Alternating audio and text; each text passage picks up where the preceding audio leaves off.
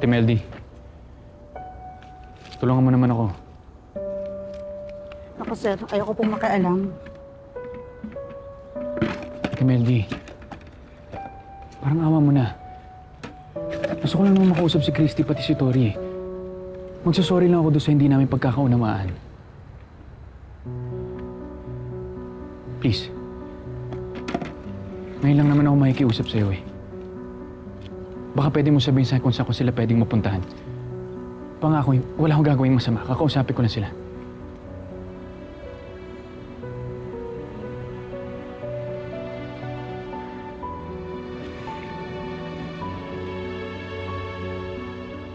Ito, wala. Dali, oh. Yeah. Dito, dito. Saan ka pupunta? Oh, anong gagawin natin? Ito. Ipapalipad tayo?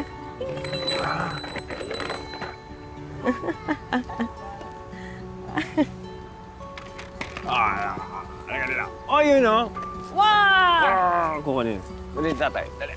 Unahan kayo ni Daddy. Basa na ng pawis, Oo nga eh. Leon, salamat ha. Hmm. Kasi alam kong busy ka sa talyer pero napasyal mo pa rin kami dito.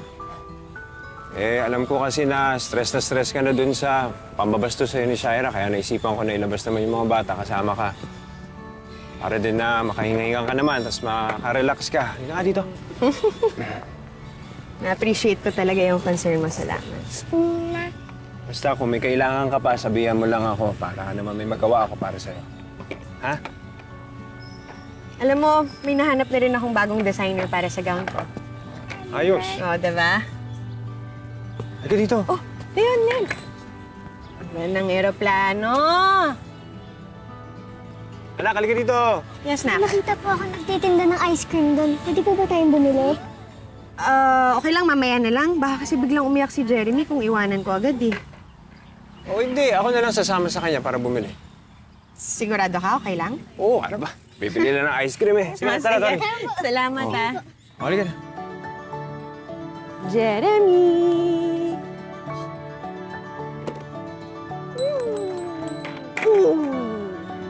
Asan na si Daddy? Bibili ng ice cream lang kasama ni ate, ha? Gusto mong sundan? Andun sila, bibili sila ng ice cream, oh. Ayun, andun. Kita mo? Kita mo? Gusto mo rin ng ice cream?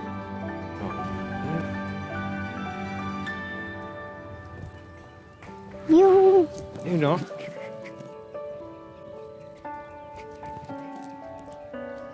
Yeah. Cookies and cream po. Ano pa? Oh, ayaw mo pa? Yan na lang po. Sige.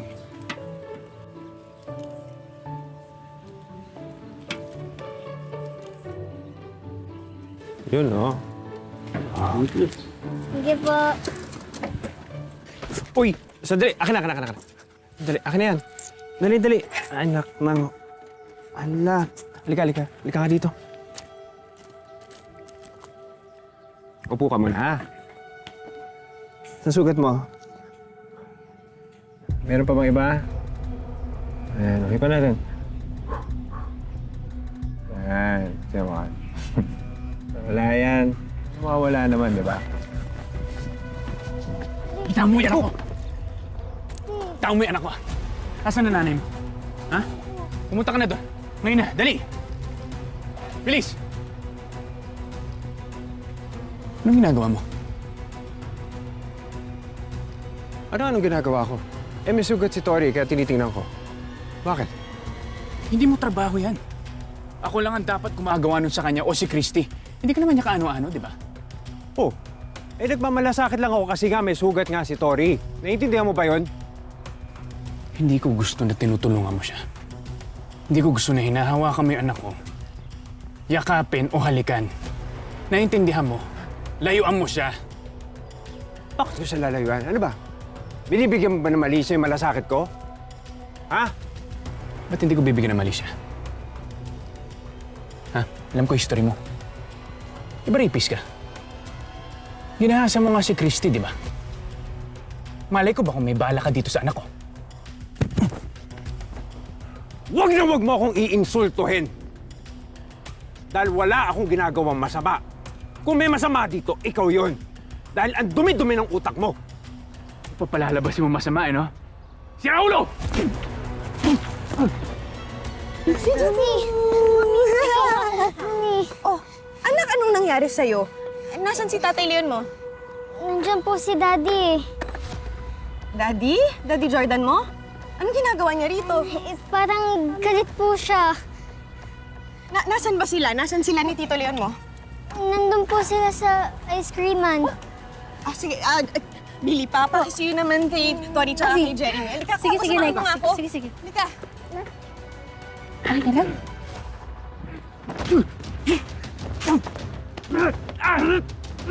Tama na! Ayoko itang saktan. Kung ano-ano na pinagsasasabi mo sa akin. Hindi ako naniniwala nagbago ka na hayop! Nagmamalasakit lang ako at wala akong pakialam kahit anong isipin mo. Dahil anak na ang turing ko kay Tori. Wala sa ibang tatay ko, di ako lang. Naintindihan mo? Ako lang!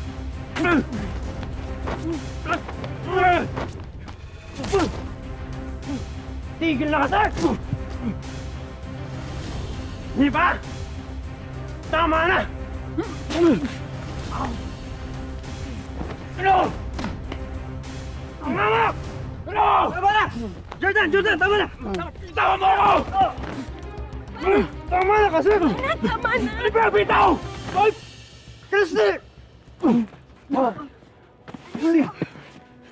Christy! Christy! Tayo, tayo! Ano ba kasing nangyayari? Ano bang pinag-aawayan ninyo? Christy! Ito kayo pagkakatiwala yung anak ko dyan? Sa hayop na yan? Hindi! Jordan, anong pinagsasasabi mo? Christy, Anak ng... may malapit na klinik dito. Sige na, ako na magdadala sa kanya. Uwi mo yung mga bata sa Kasalabili. Dali na. Sige. Christy, Huwag kang lalapit! Jordan, wag mo nang palalain yung sitwasyon. Umuwi ka na lang. Sige na.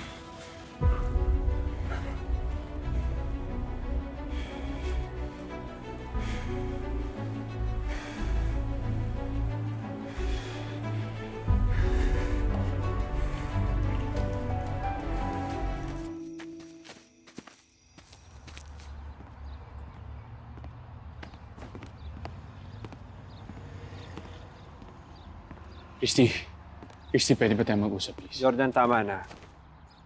Kung may gusto kang sabihin, akong kausapin mo.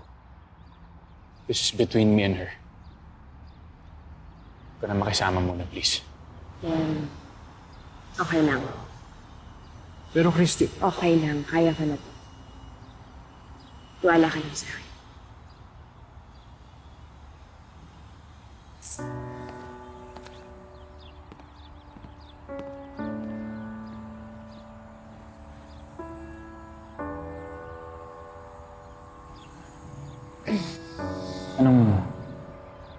Anong sabi ng doktor? Malala ba yung sugat? Minor injuries lang daw. Pasensya ka na. Hindi ko sinasadya na madamay ka doon sa away namin kanina. Pasensya na.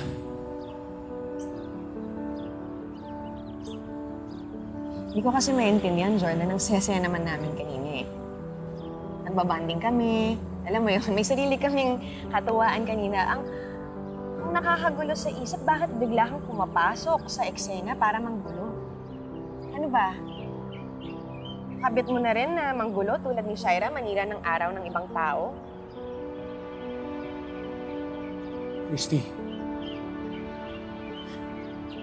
anong gusto mo maramdaman ko? Pinagtatanong mo sa akin yung anak ko. Pagkatapos, madadatnan ko si Tori na kasama yung tao mo. Na hinahawakan ng lalaki mo. Tsaka ba't mo hinahayaan na kasama si Tori ni Leon na walang bantay? Rapist yun. Alam mo, una sa lahat, Jordan, huwag mong ini-insinuate na pabaya akong ina. Na hinahayaan ko yung anak ko na kung sino-sino lang yung kasama. Tsaka hindi naman kung sino-sino lang si Leon, ah. Parang anak na rin ang turing niya kay Tori. Kaya wala sa kanyang problema, nasa'yo. Kasi ang dumi mo mag-isip. Hindi ako marami mag-isip. Ang sa akin lang, kung pipili ka ng bago mong pakakasalan, o O kung pipili ka na magiging pangalawang tatay ni Tori, sana yung matinong lalaki naman. Christy, ano to? Nakalimutan mo na ba yung ginawa sa'yo ng lalaki yun? Sa kuta? Pwede ba, Jordan, wag mong huhusgahan si Leon? Hindi mo naman siya kilala tulad ng pagkakakilala ko sa kanya. At ano bang gusto mo? Maghanap ako ng perpektong lalaki? Ganun ba? Eh paano kung wala akong mahanap na perpektong lalaki? Gusto mo magmukmuk na lang ako mag-isa habang buhay? Ganun ba? Ano, wala akong karapatan na mag-move on tulad mo?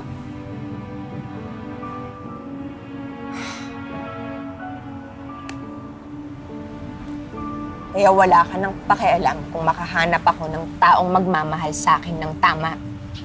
Kasi hindi mo naman yung nagawa noon.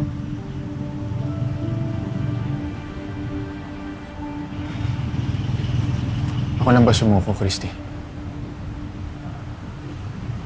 Hindi ba sumuko ka rin? Pointless lang kasi, Jordan, kung magtuturoan na lang tayo dito.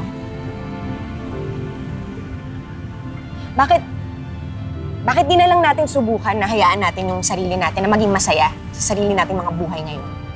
Sa mga taong nagmamahal sa atin ngayon. Tantanan mo na ako, Jordan, kasi tatantanan na kita. Christy, sandali. Sandali. Tao. Pinagbigyan na kita, di ba? Kaya layo na. Marami pa akong gusto sabihin kay Christy. Marami pa akong gusto sabihin. Ayoko nang makinig, Jordan.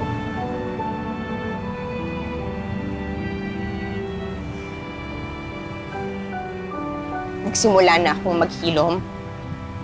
Kaya tigilan mo na ako. Huwag mo nang budburan ulit ng asin yung sugat ko.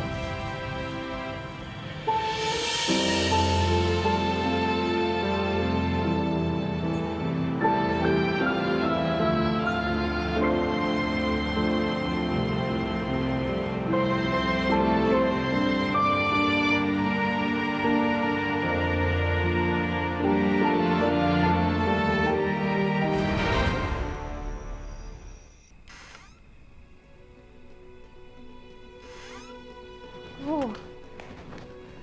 Anong balita? Anong sabi ni Christy? Umayag na ba siya na maging flower girl si Tori?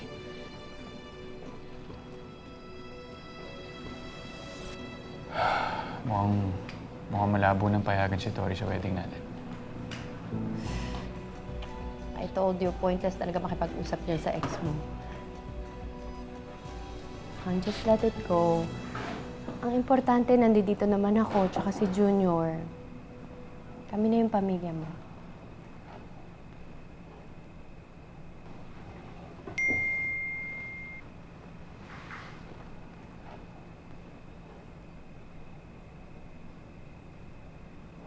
Oh. Okay ka lang? May problema ba? Ha? Hindi. Nag-update lang sa akin yung wedding coordinator natin about sa supplies. May issue lang pero madali lang namang ayusin.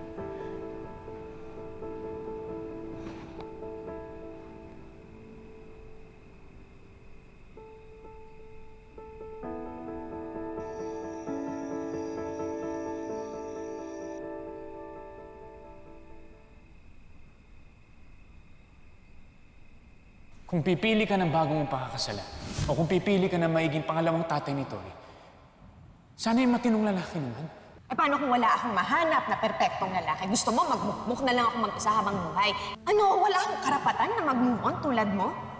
Kaya wala ka nang pakialam kung makahanap ako ng taong magmamahal sa akin ng tama. Kasi hindi mo naman yung nagawa noon. Ako lang ba sumuko, Christy? Hindi ba sumuko ka rin?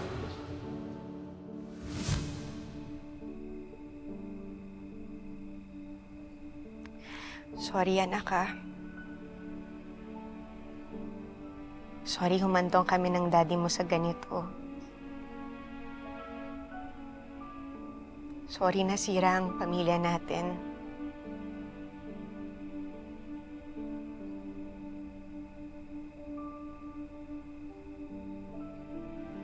Marami ng pangit na nangyari.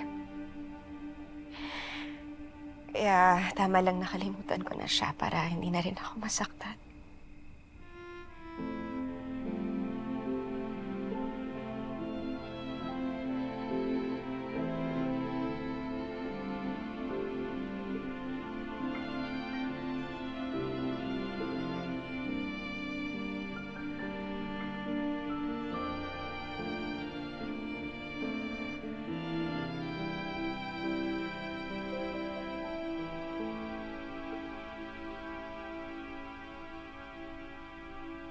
Han, noong oras na bakit gising ka pa?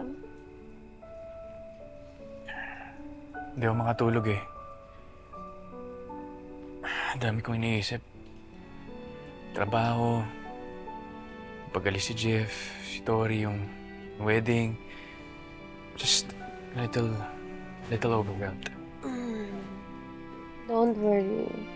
Kapag kinasal na tayo ulit, everything will be alright. Kapag asawa mo na ako, hindi mo na kailangan suluhin yung mga problema na yan. Forever ka nang may karamay. And one day, you will realize na you made the right decision choosing me. I'm trying to get some sleep.